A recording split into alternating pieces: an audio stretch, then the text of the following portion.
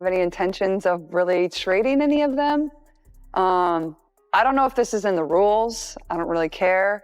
But I think we've already discussed we are going to trade coaches. Fee's going to take her coach, Sandy Brondello. Let's get it. Oh. It's going to be amazing. Sorry, WNBA, if that's not in the rule.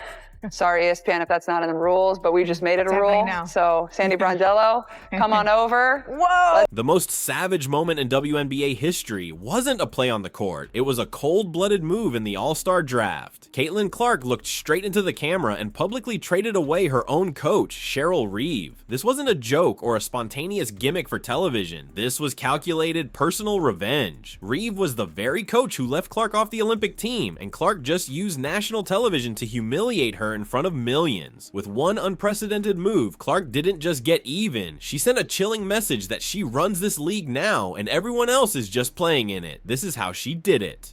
Yeah, if that's not in the rule. Sorry, ESPN, if that's not in the rules, but we just made it a rule. So, Sandy Brondello, come on over. Whoa! Let's get to it. You can coach Sabrina. So therefore, maybe Stewie wants to come on over to my team. Whoa! Let me know. Fee, you want to give me Stewie? We have breaking news here. I don't know that I've heard of a coach being traded in the All-Star game. This is something that you're agreeing to, Fee. There's no terms to this deal. I agree with Cheryl. I agree with the trade. I love Cheryl. She's my coach here. And you know what? That's just going to be worse for Team Clark because now we got more chemistry on our side. We got more synergy. We know what we expect from each other. So that was a bad move on your part, Caitlin. We're taking you down.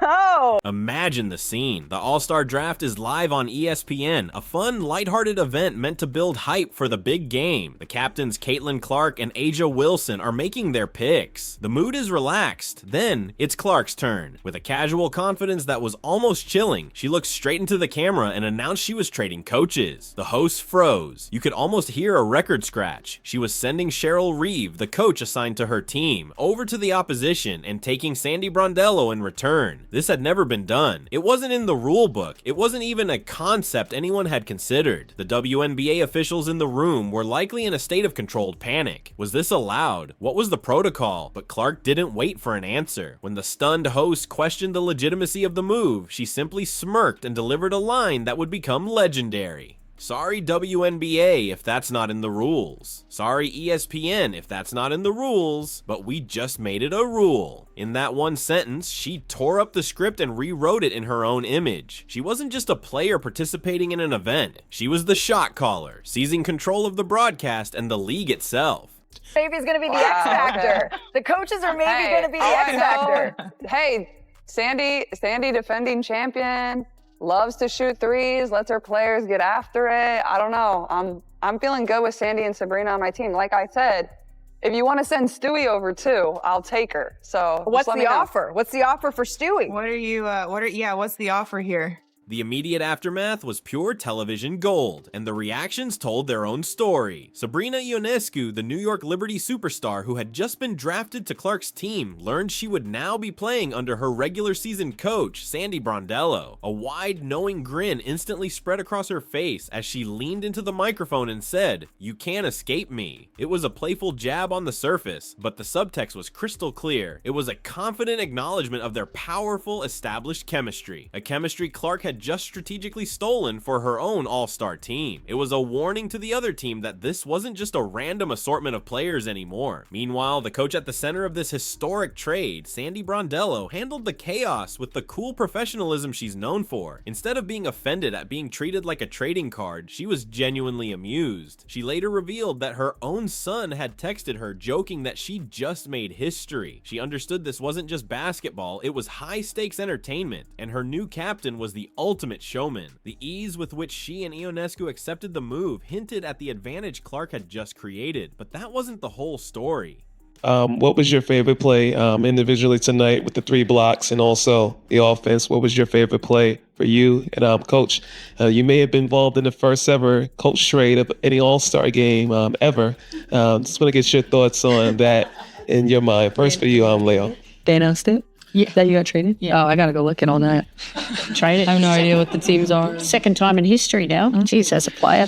Because this trade was never really about getting Sandy Brondello, it was about publicly getting rid of Cheryl Reeve. To understand the ice-cold motive behind Clark's stunning power play, you have to rewind to the single biggest controversy in women's basketball this year, the 2024 Olympic roster. Cheryl Reeve, in her role as the head coach of Team USA, was the face of the committee that made the final shocking call to leave the most popular player on the planet, Caitlin Clark, off the team. The decision ignited a national firestorm. Fans were furious. Pundits debated it for weeks. Reeve went on record multiple times defending her choice by citing a need for veteran experience and chemistry. But for millions of fans, and almost certainly for Clark herself, it was a profound slap in the face. It was seen as a gatekeeping move by the old guard. So when Clark was handed a microphone on a national stage and given her first chance to choose her own coach, she made her statement loud and clear.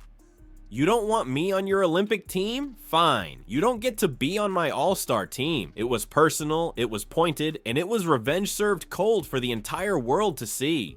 And I got traded, yes. My son hit me up after he goes, I've created history. This is awesome. I got traded as a coach. But look, I get to coach with Sabrina. I'm on Caitlin Clark's in Indianapolis. I mean, what a great show. So we'll go out there and have some fun.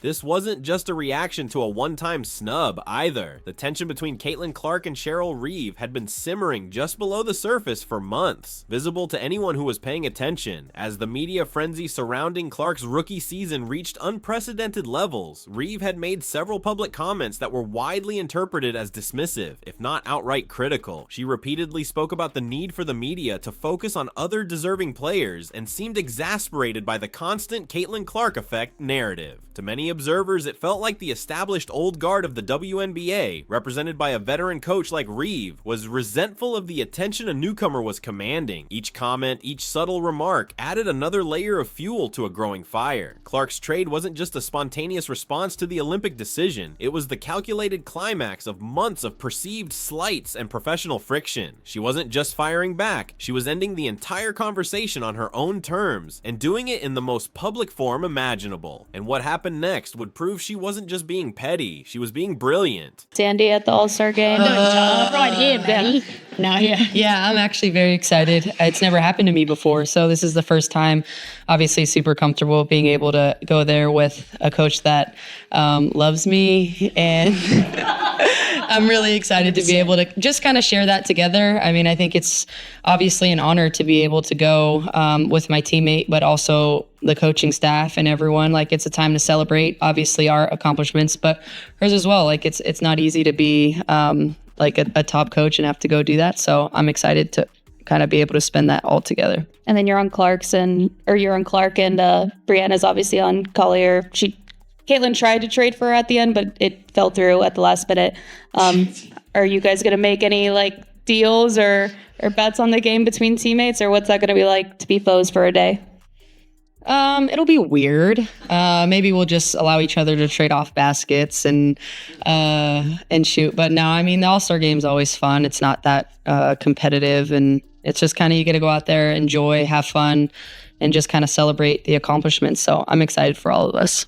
The ripple effects of the trade were immediate, creating a fascinating and chaotic dynamic for the game. Suddenly, Napheesa Collier, one of the WNBA's premier players and the star of the Minnesota Lynx, was put in an incredibly awkward position. Her own regular season coach, Cheryl Reeve, was now the head coach of the team she had to play against. The move created an undercurrent of tension and shuffled loyalties. But this is where Clark's move transcends simple revenge and reveals itself as a stroke of strategic genius. By getting rid of Reeve, she didn't just settle a personal score, she also engineered a massive competitive advantage for her own squad. She brilliantly united Sabrina Ionescu with Sandy Brondello, the coach who knows her game, her tendencies, and her mindset inside and out. This move instantly created a powerful and predictable synergy on a team that otherwise would have had to build chemistry from scratch. She simultaneously sowed a bit of chaos and psychological awkwardness on the opposing team. It was a masterful checkmate that proved Caitlin Clark isn't just a once-in-a-generation shooter. She's a ruthless strategist who sees the game on a different level. Ultimately, this moment was about far more than a single game or a personal beef. This was a coronation. In her very first year as a professional, Caitlin Clark demonstrated a level of power and influence that no player before her has ever wielded so brazenly. The era of players quietly and politely accepting the top-down decisions of leagues and coaches is officially over. Clark just showed the entire world that the biggest stars on the court are now the ones in control off the court as well. They don't just influence ticket sales and television ratings, they influence the very rules of the game itself. She didn't ask for permission, she didn't wait for approval from a committee, she just did it. This is the new WNBA, a league where player empowerment isn't just a buzzword used in marketing materials. It's a reality being forged in real time by its most dominant and fearless personality. She has ushered in a new era, and the old guard can either get on board or get out of the way. As soon as the trade was announced, the internet exploded. This wasn't just a story for sports blogs, it was mainstream news, igniting a firestorm across social media. Two distinct camps immediately formed. On one side, Team Clark celebrated the move as an iconic, boss-level display of power. They praised her for standing up for herself and refusing to be managed by someone who had publicly undervalued her. On the other side, critics and basketball purists called the move disrespectful and unprofessional, arguing that it undermined the authority of coaches and set a dangerous precedent. The debate raged for days, with fans creating memes, videos, and thousands of posts dissecting every angle. Clark proved she didn't need a marketing team to generate headlines. Her actions alone were enough to dominate the news cycle for a week. This public war of opinion was exactly the kind of drama the WNBA needed to capture the attention of a wider audience, proving that controversy, when handled this masterfully, is its own form of currency.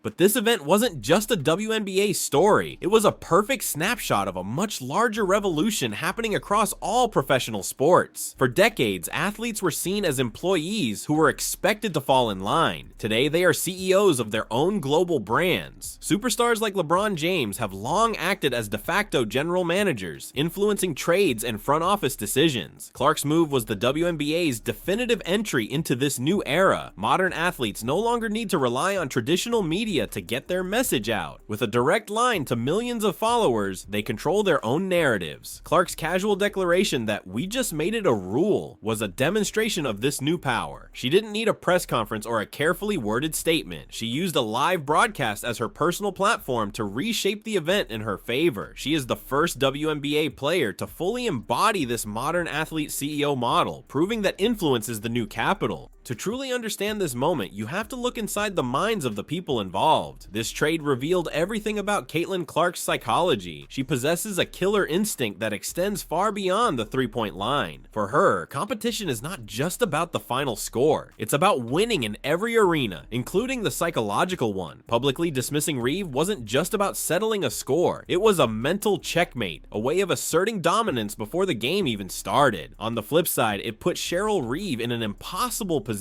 As a decorated veteran coach, how do you respond to being publicly undermined by a rookie? Any reaction, whether anger, dismissal, or silence, could be spun as weakness or bitterness. Clark put her in a strategic trap with no clean escapes, and anchoring this entire drama was Sabrina Ionescu. Her playful, confident reaction was the perfect buffer, turning a potentially toxic situation into compelling television. She was the crucial supporting character who validated Clark's move and signaled to the world that this was the new, exciting reality of the WNBA.